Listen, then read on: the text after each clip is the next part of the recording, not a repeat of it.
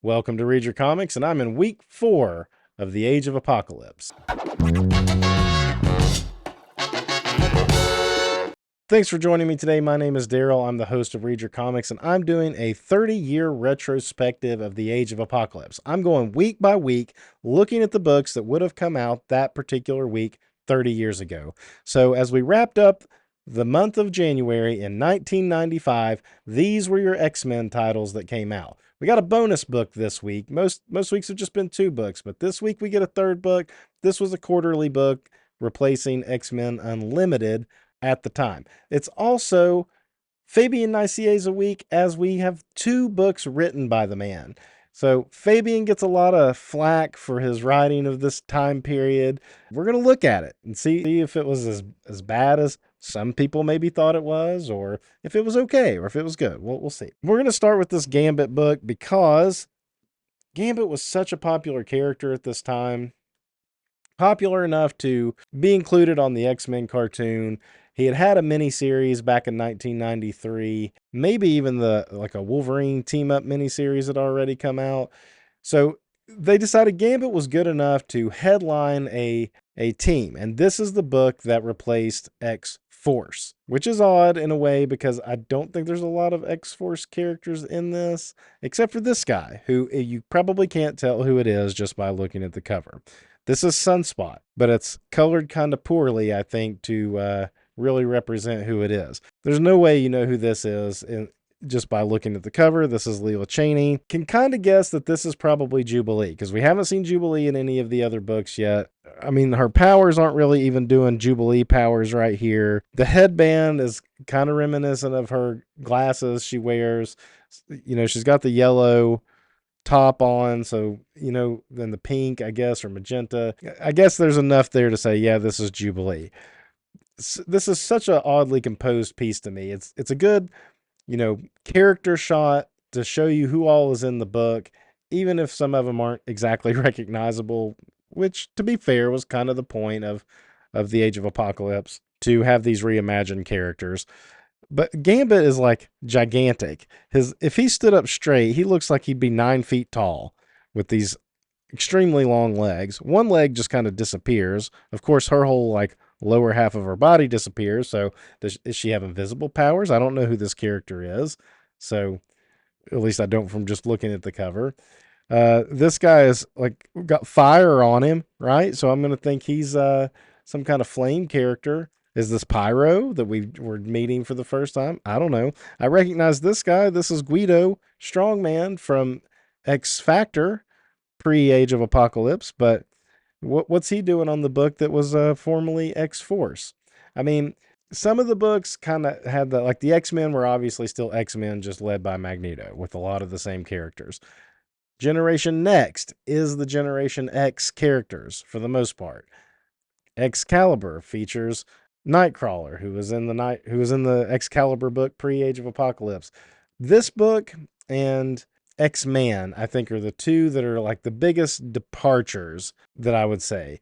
Although X-Man, even though it was replacing Cable and it's a different character, it's still kind of the Cable character, but this is just it's a new team.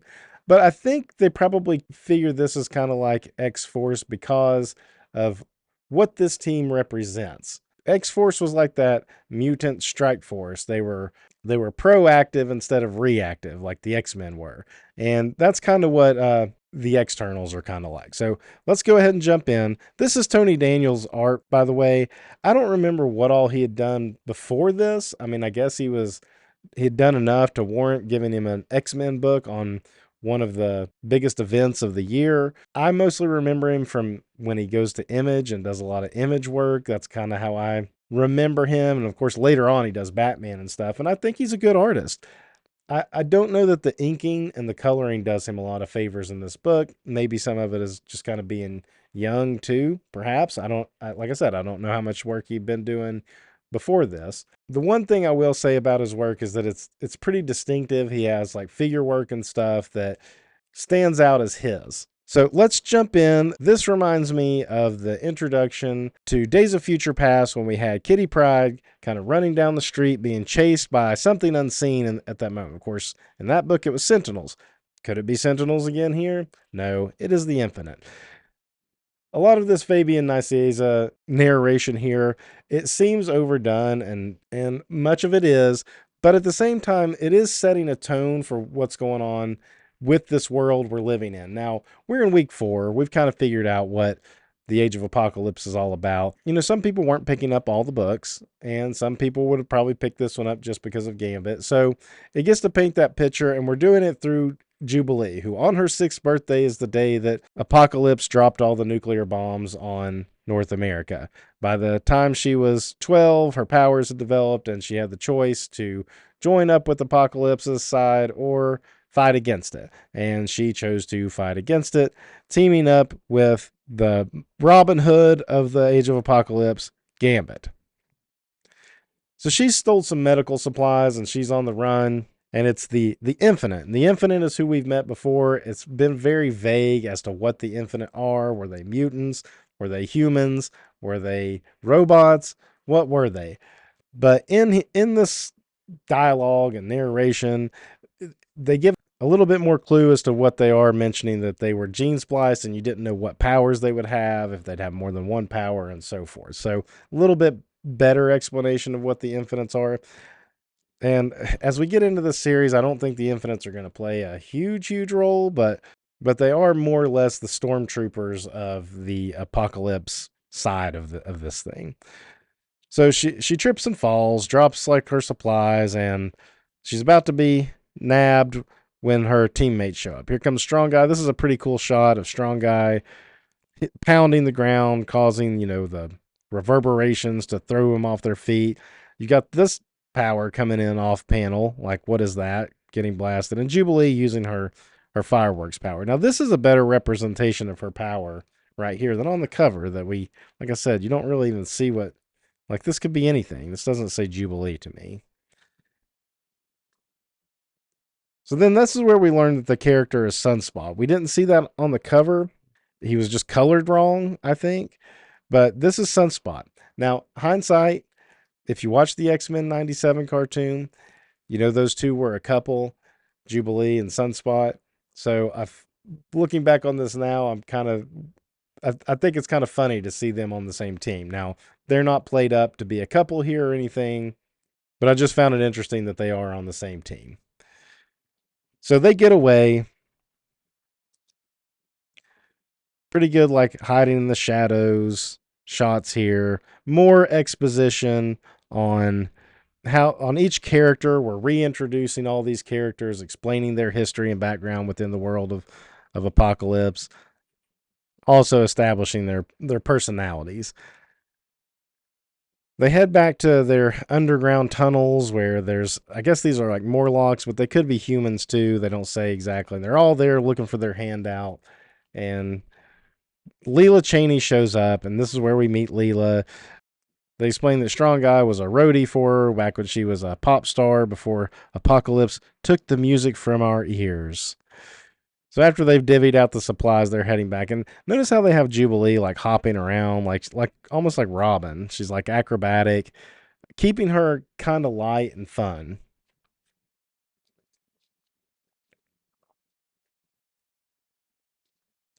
As they enter their secret lair, they're surprised to see in the shadows it's Magneto. Yow! Great shot of Magneto here, too. I like this a lot. This is the kind of stuff that, I feel like Tony Daniels does well. Even if proportions are crazy off, like this arm coming down would be not connected to a human shoulder, I don't think exactly. But it doesn't matter. The use of black kind of obscures all that, and it's a cool shot, right? So they're no fans of Magneto here. But Magneto's the hero. He's the leader of the X-Men. Why don't they like him here? Coyly striking a match to light a cigarette. Magneto's not here looking for me. Believe it or not, he came back with me.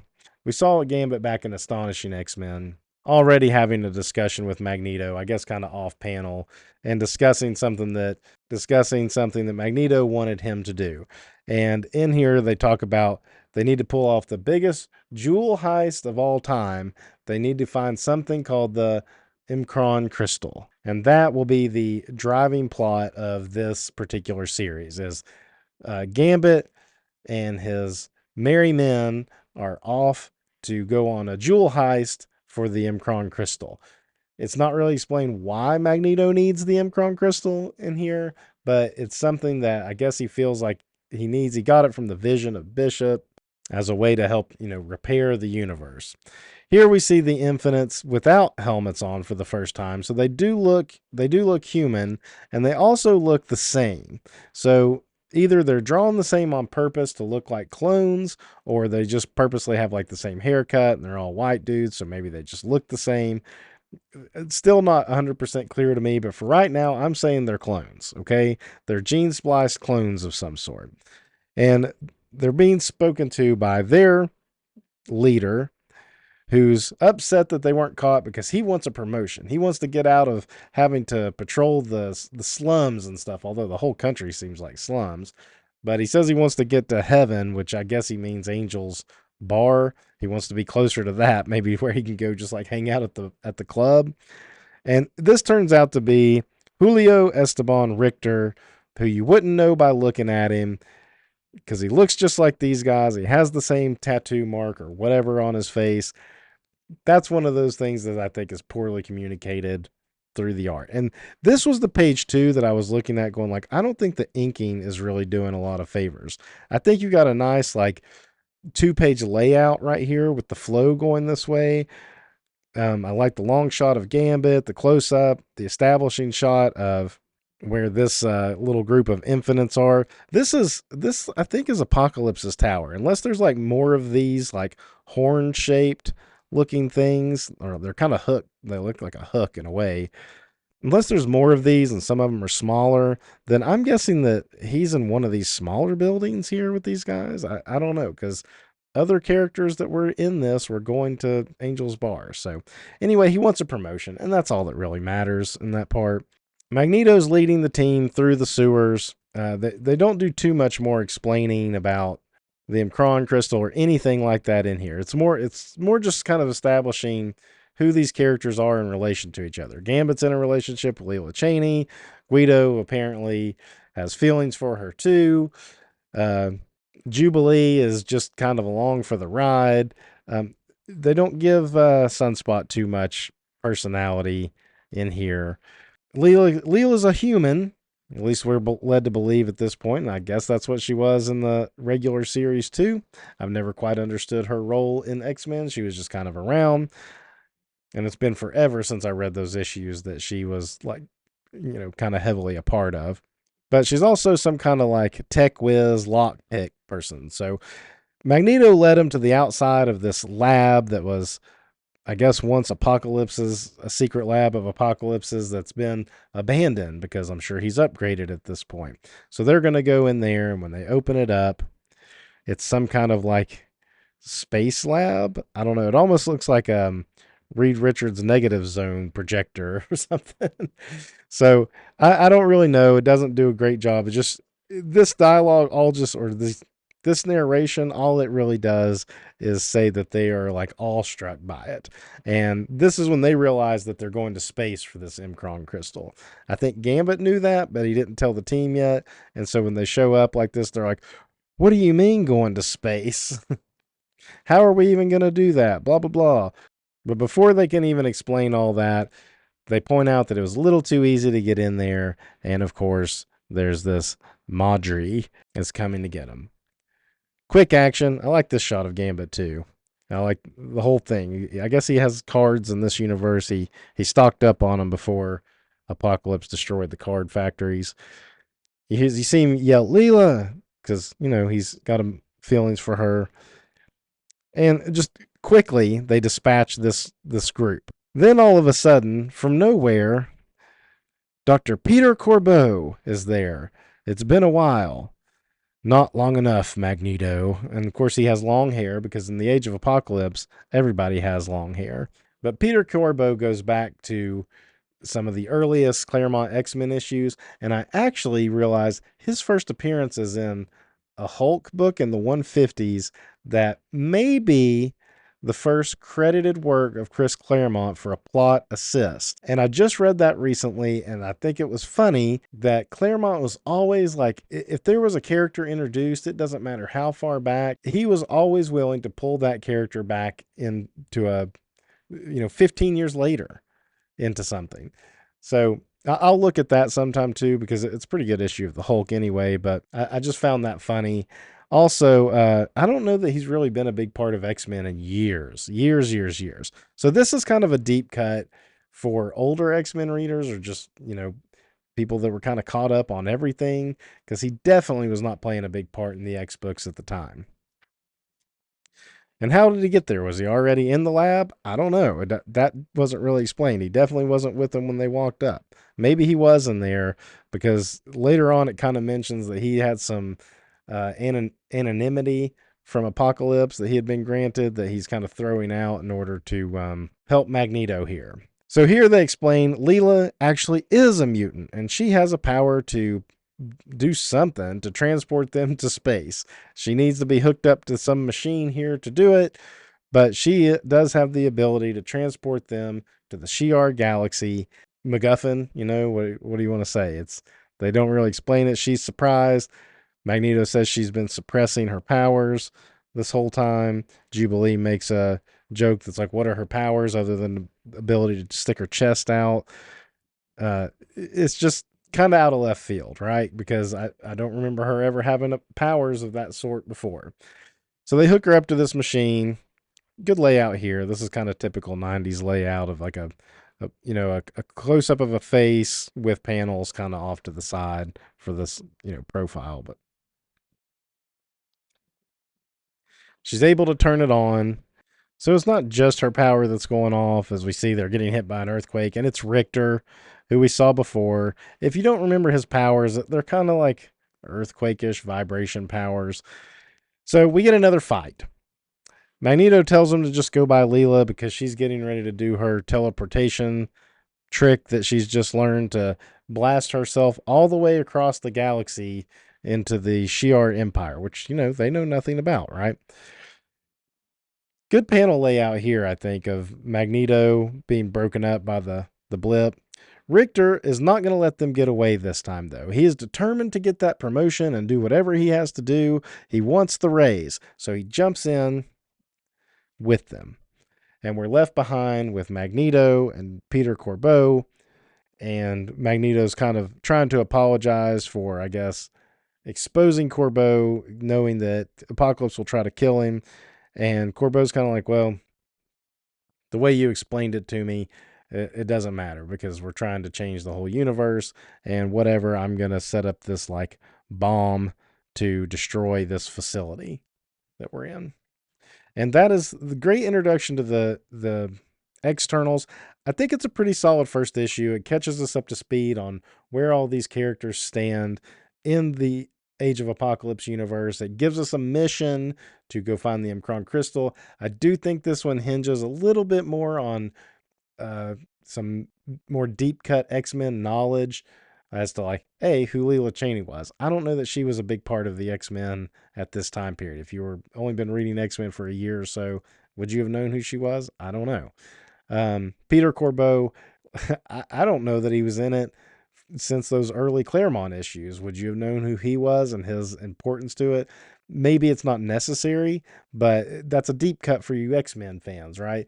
The Omicron crystal. Now, I think the cartoon had done that story at this point. So, if you've been watching the cartoon, you probably at least got that. Maybe Peter Corbeau was in that too. I don't remember, but it's another story element that hadn't really been dealt with in many years for X-Men. So I think this one, if you're versed in X-Men and you could get all that from it, you get more out of this. But if you were kind of like, I'm just jumping into this Age of Apocalypse, I haven't really followed X-Men before, you might feel a little lost as to what all the references are. At the same time, I think you don't have to get them. You're just like, okay, there's some crystal out in space they need to go get, and you just wouldn't understand the significance to it. Let's jump into the next Fabian book, The Amazing X-Men, #1.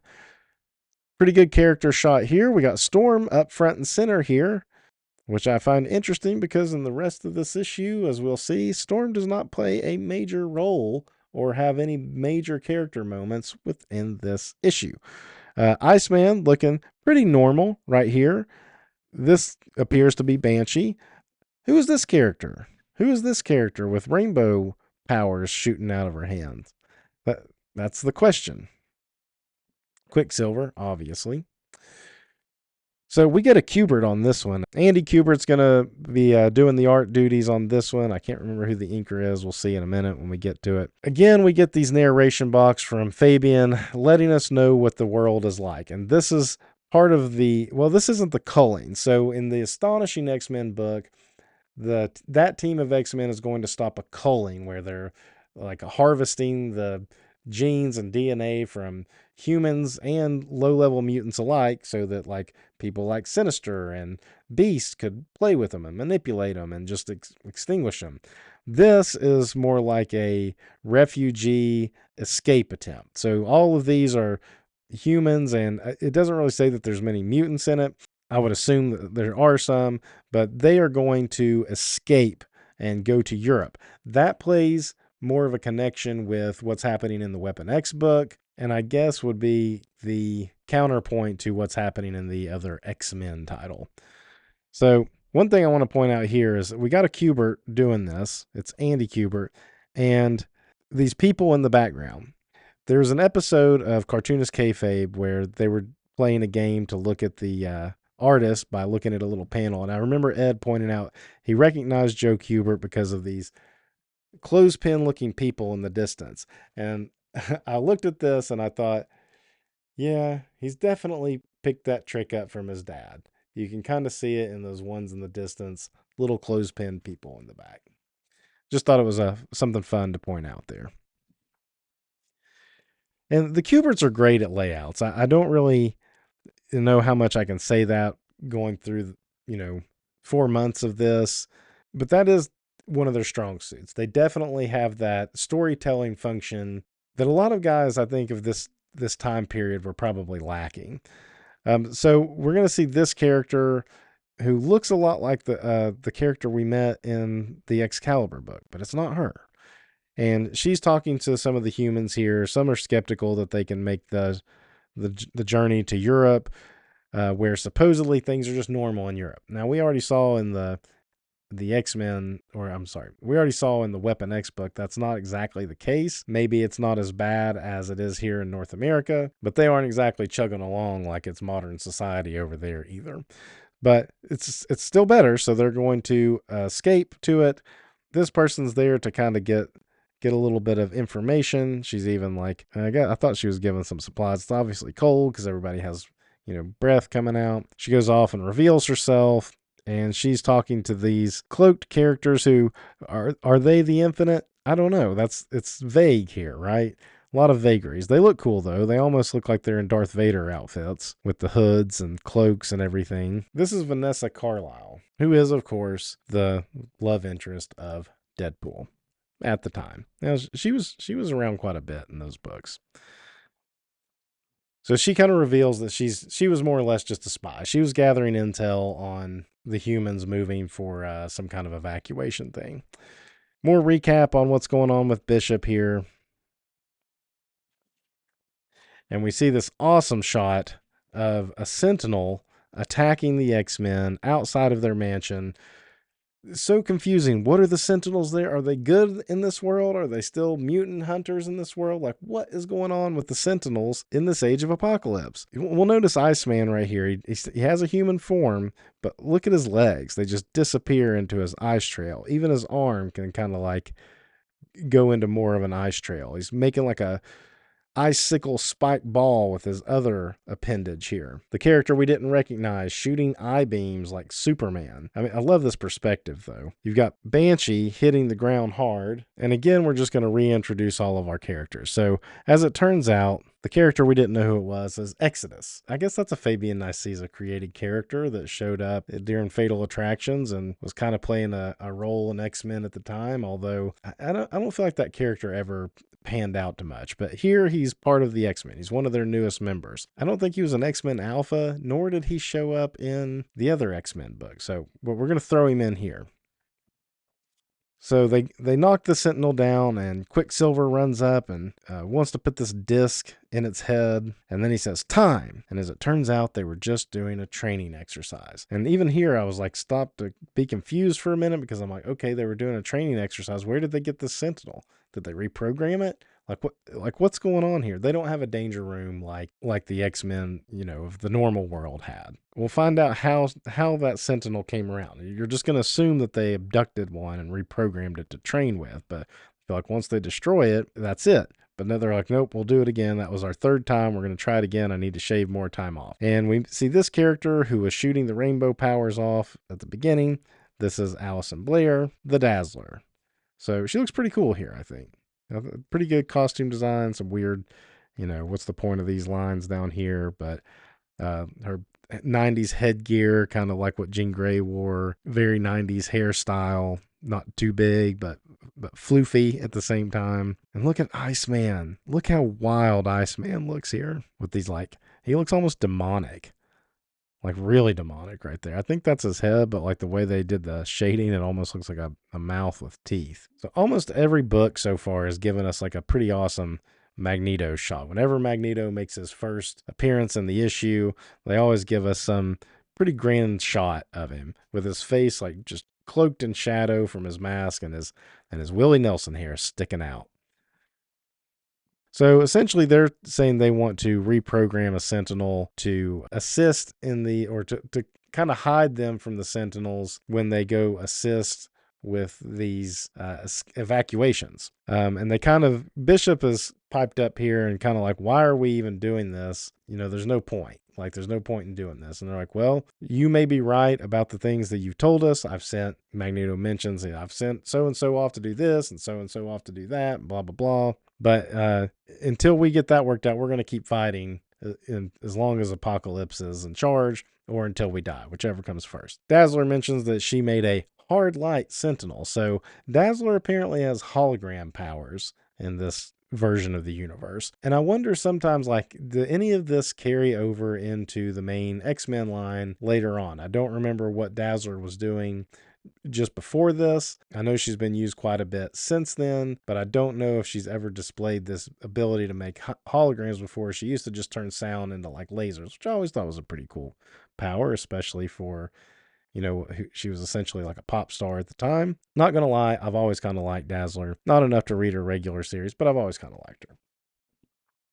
Pretty seductive pose right here of Magneto kind of caressing the face of Dazzler. And, Dazzler I don't think was in any of those previous issues either, now that I'm thinking about it. I don't think I saw her in X-Men Alpha or X-Men Astonishing X-Men. But again, look at Iceman here. Iceman basically just turns to ice into the moisture molecules in the air and can almost do anything he wants. I mean, it's pretty wild what they experimented with. I mean, he's like a snake right here. Anyway, they're talking about how they need to get to wherever it is they're going, to the shores, to help with these evacuations. And they need a way to get there because they only had one plane, and the other X-Men group took that plane away. So apparently something else that Bobby can do is turn everybody else into moisture and use the moisture to essentially teleport them to wherever they need to go. But it's a very taxing process and is frightening, to them. They're like, well, that'll wear us out so much that we'll be no good. Once we get to wherever we're going with your method, we're going to be too exhausted and, worn out to be of any help. And Banshee's like, well, we can fly, so how about the three of us can fly, carry the three that can't. And Magneto again was like, nope, that would be too taxing as well. Our other new member right here, Exodus, he can do it. He has the ability to teleport. So in the last book, we have a character awakening to teleport. In this book, again, a character who did not know he had this power has the ability to teleport, what are Exodus's powers? He was just flying and shooting eye beams out, and now you're telling me he can teleport too? What the heck? This character is like ridiculously powerful. So of course he convinces him. Magneto's like, you can do it. It's in you. No special machine needed necessarily here for this one. And he zaps them away, and it worked. They all reappeared. They're all in one piece. Yay, they did it. Great shot of Magneto here too. Man, the flowing cape without being like, ridiculous McFarlane or Sam Keith style, just going every which way. Not that there's anything wrong with that. I love it when those guys do that, but it still looks cool when it's a little more on the realistic side. This is the cartooning stuff I think that the Kuberts, both of them, are so good at, and I'm sure they get it. Took the lessons from their dad on how to do that. So our X-Men team shows up at that like camp where the refugees are trying to escape. They're lining up, waiting for the Sentinels to show up. The Sentinels are just going to show up and load up a bunch of humans and take them back to Europe. They send Storm out to disrupt these outposts that are standing watch, like radar stations, I guess, in a way. This is the biggest moments Storm has in this book. She hasn't even had any like dialogue or anything. No goddess, no nothing. Look at her boots are like old style boots. Kind of a neat blend of like her 90s costume with her original costume. So that's her big moment. Here's a sideways page. The Kuberts are going to give us this every single time, sometimes twice in a single issue. But in this one, I believe it's once. And this is an awesome shot of the Sentinels flying in. As soon as Storm disrupts the station, like has enough, the Sentinels, I guess, are able to come in with their laser beams and blow it up, allowing all of them to fly in. So pretty rad shot right there.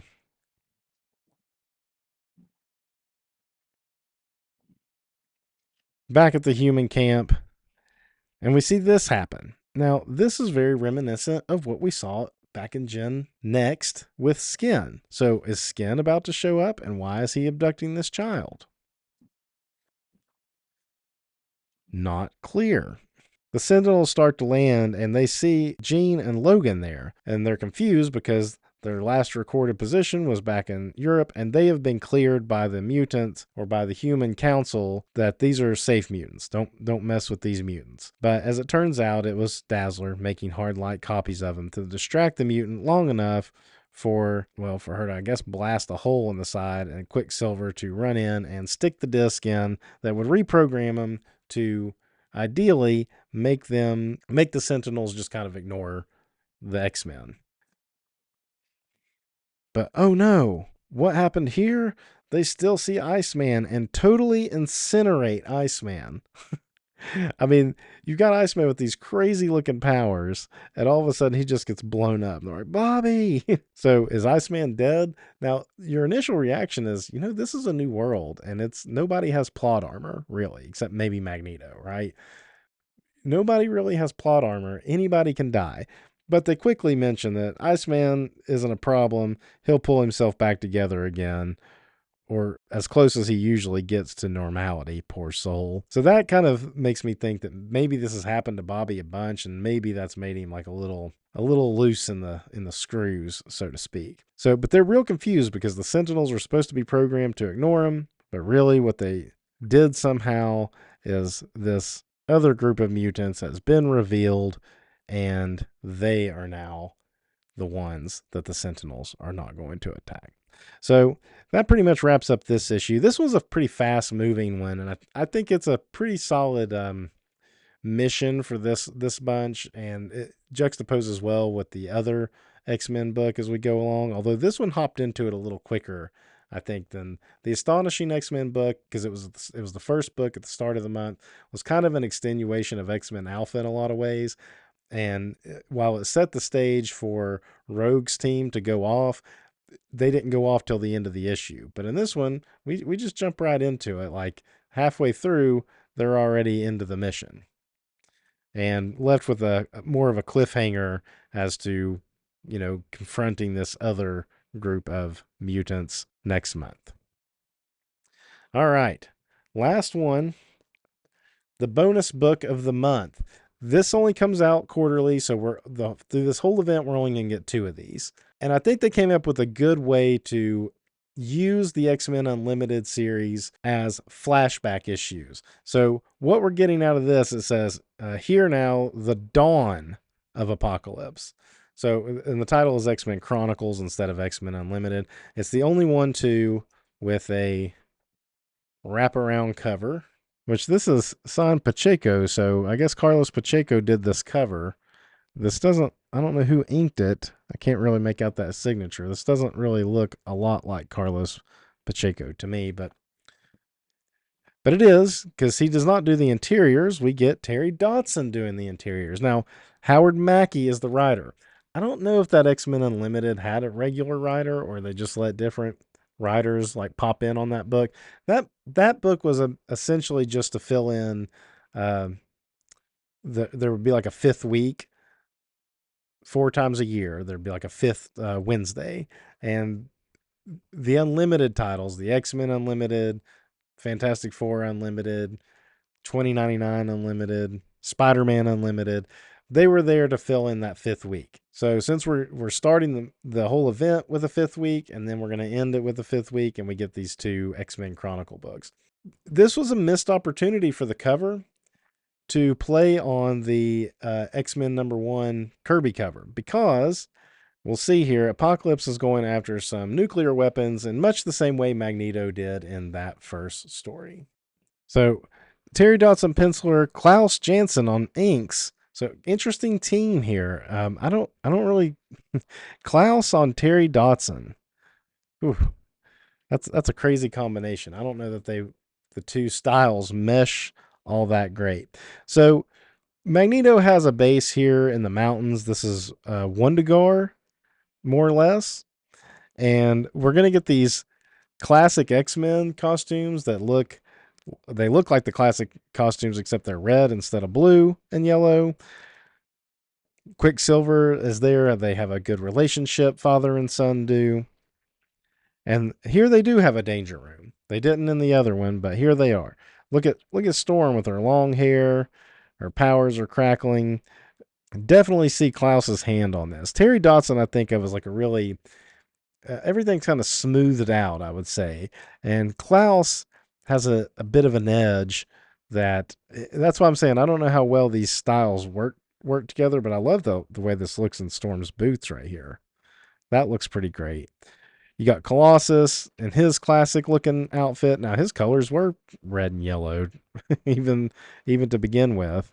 This is character lineup, all of them. Iceman looking more normal. Jean Grey. This is the Scarlet Witch. Interesting pose. They got her in there. And Magneto looking on. Because this is like one of those quarterly books, it's also double sized. So pardon me if I kind of flip through it pretty quick. Magneto looking a lot more light in this issue. Now, the whole thing is a little lighter because this is right before Apocalypse had completely taken over everything, and the world had just turned into an abysmal state. So everything looks a little brighter.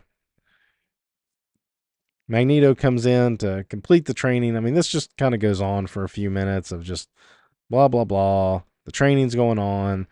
They are establishing that the Scarlet Witch is here, which makes you wonder, where is the Scarlet Witch in the issues that we just got done reading for the month? We didn't get to see her. That's a cool Iceman. That almost looks Walt Simonson-y in that hand, the way the circle is around it and the power's coming off of it. When they introduce a new member, and he comes out with a sniff sniff and a snikt, and it's Weapon X. Friends call me Logan, but you all can call me Weapon X. And he comes in and slashes up the robots, and he's going so crazy, slashing up the robots, that he almost hits Iceman. But thankfully, Quicksilver's there to save him, and that just shows that he's such a loose cannon. Magneto, of course, uses his powers to calm him down. It almost looks like Magneto's pointing the claws at his face. I think he's just holding him up, and Magneto's just freezing him. He wants Jane to do like a little mind scan of him, which she doesn't. This is the same. That's like a copy paste panel there, right? Faces get lost in this. This is where I'm not sure that Terry Dodson and Klaus work great together, because I feel like faces just kind of fade away. And even over here on Wolverine's face there, it looks odd. Like there's not enough detail or something. Kind of a fun introduction about Wolverine meeting the new team of X-Men, and they're well established as a group, and now the loose cannon is there. Meanwhile, over in New York, this ship appears, and I'm pretty sure this is the ship that Apocalypse first used to use that was called Ship, that was like sentient. And it's just this massive ship. It appears over New York. Kandra, Herald of Apocalypse, is there to announce his arrival. Magneto brooding over remembering Charles. Mystique shows up and hands off her adopted daughter, Rogue, because Rogue is having trouble with her controlling her powers. Magneto feels like he's going to need her because Apocalypse has already tried to get a hold of her. Apocalypse wanted to use her. Mystique feeling like she can't help her. This is some very Terry Dodson looking page right here. All of this feels more like Dodson. The lips right there too on the shouting mouth. That's funny. And then she starts to cry and she runs away in tears. I always think of Mystique as a little stronger than a runaway crying like that, like a child almost. Cry, yes. Be upset, but like I always picture Mystique trying to hide that kind of emotion, not running off, sobbing, goodbye. So Iceman comes in. He's like, ooh, new girl in town. And he goes up and we see Bobby actually turn human, because in the other book we haven't seen that. He's pure ice molecules now. And he goes to touch her, but he's got a glove on. So that shouldn't do anything to him, should it? Well, I guess she reaches out to touch, and before she touches him, Rogue hits him. I think the first time I looked at that, I thought he actually touched her, and that happened to him. But really, it was Rogue like hitting him. And Bobby and Rogue, maybe the Bryan Singer decided that this was their relationship or something in the X-Men, the original X-Men movie. Magneto showing that he can touch her. I think she's just supposed to be a teenager here. That's making this whole Rogue Magneto relationship feel a little bit more awkward right now. Sabretooth is with the 4 horsemen of the apocalypse, who are Gideon, Kandra, War, and Death. I mean, these are definitely horsemen. War and Death. I don't know. She said she was a herald. I don't know what role she's playing. And remember Gideon? That was a character that went nowhere in the 90s too. And we got Sabretooth. And Sabretooth is in charge of the team here over Cape Citadel, which is where Magneto went in issue 1 of X-Men to steal nukes. And that's what this group is there to do. More just like character building over here in Wundergar. They get word of the attack on Cape Citadel, and so they're like, get everybody together. We're going out. X-Men assemble. Their ship hovering above the base, and they come in and just start, terrorizing the place. They easily dispatch the above ground security. Their objective is underground. Magneto, who apparently can tap into the security footage. And they've got a Blackbird and everything. I mean, this is old school X-Men, right? This is more like the what if version of this whole story. What if Magneto formed the X-Men and was good? And this is kind of what we're getting. Wanda is told to stay behind, and her and Rogue are going to hang back, and there's a character named Nemesis who's over there watching over it. Meanwhile, Sabretooth is going in. They kill everybody. Here come the X-Men. They drop down. Look at Wolverine being lowered. I guess he's being lowered by Jean Grey, or maybe Magneto. Maybe it's Magneto's power. Somebody's doing it. When all of a sudden the base at Wundergar is getting attacked, Wanda is gathering up. There's more children at this school. So Magneto had quite a thriving school going on here. But Wanda's going to gather them up and take the children to hide. Meanwhile, Rogue has disappeared, and she's going out and taking on this Nemesis character all on her own. And, I mean, she has the ability apparently to fly. She has super strength. Did she take on Carol Danvers at some point in this universe? That's the part that I didn't really get out of this, because that's how Rogue has those powers. Otherwise, her power is just absorbing other powers. In this case, it's like, I guess she did that, or she absorbed somebody. She must have. But in comes Wanda Maximoff the Scarlet Witch, and she's able to hit this guy so hard that it hurt her to where she's going to pay and pay most dearly. Now, if you'll recall, I said earlier, nobody has plot armor in this universe except maybe Magneto. Sabretooth learns that they aren't wanting to just steal the nukes to use as like a threat. They're wanting to set off the nukes. And even Sabretooth is like, what is this, a joke? That's a little crazy. That's a little too far even for me, the serial killer, berserker rager. And of course, they all turn against him because they're all on the four horsemen are for Apocalypse. And they're like, no, you did your part. You got us in here, which is all we needed you for. We're done with you. And so they're gonna kill him at first, but then the X-Men show up and they decide to release him to help fight the X-Men. And Sabretooth, I thought this would be the part where he makes the turn because we obviously know Sabretooth is part of the team over in the Astonishing X-Men title. So I thought that, like, okay, Sabretooth's going to make a turn here. But no, his turn is to continue with the Apocalypse characters and learn to live with the nukes being dropped. And of course, we get a Sabretooth Wolverine fight here, and their dialogue in it does not really indicate that they knew each other before this, either one of them.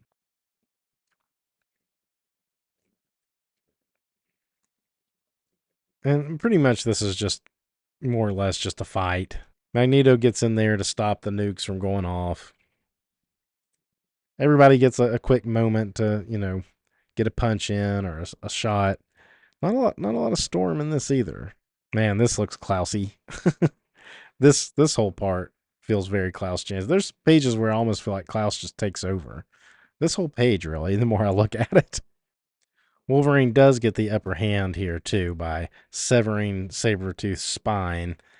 And Sabretooth's like, I have a healing factor. He's like, well, let's see how it works on your severed spine. So at least it, took him out temporarily. I'm sure that's something that take him a minute to heal from.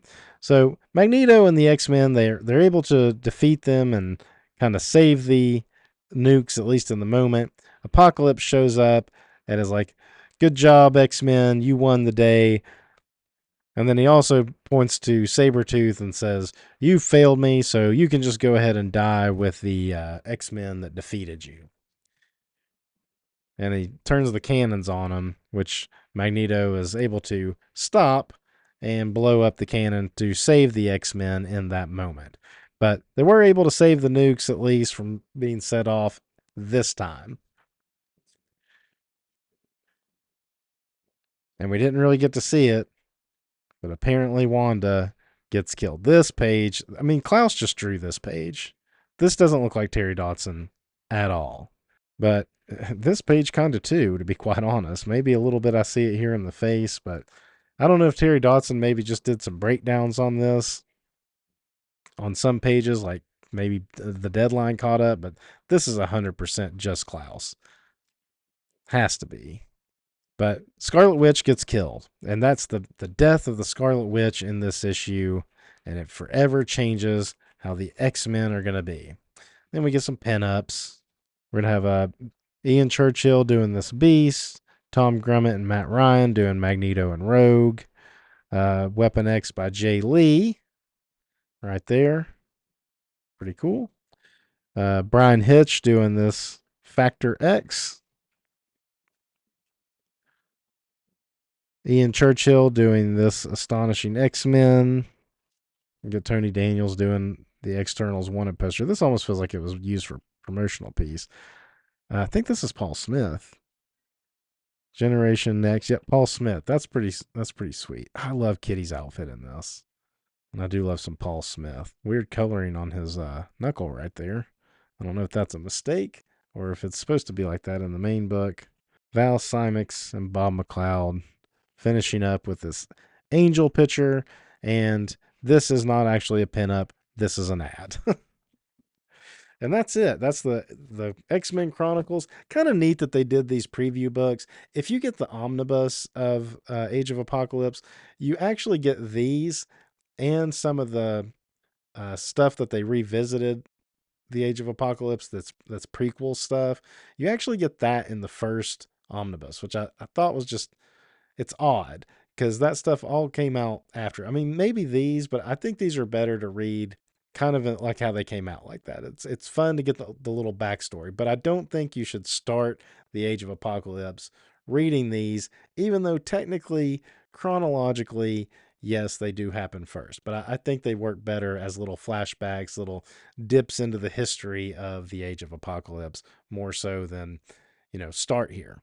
So that's it for this week. We've finished up month 1. We got 3 more months to go with this, and I'm going to keep it up. So until next time, read your comics. Thanks for watching. If you enjoyed my breakdown of this issue, you can support the channel by hitting subscribe. It costs you nothing and helps other comic fans find the channel. You can also visit readyourcomics.com for cool merch, like this. Read Your Comics isn't just a brand, it's a mantra. And when you wear a Read Your Comics shirt, you are helping spread the word. For more classic comics conversation, be sure to follow me on Instagram at read.your.comics. And if you're still here, why not watch one of my older videos? Here or here.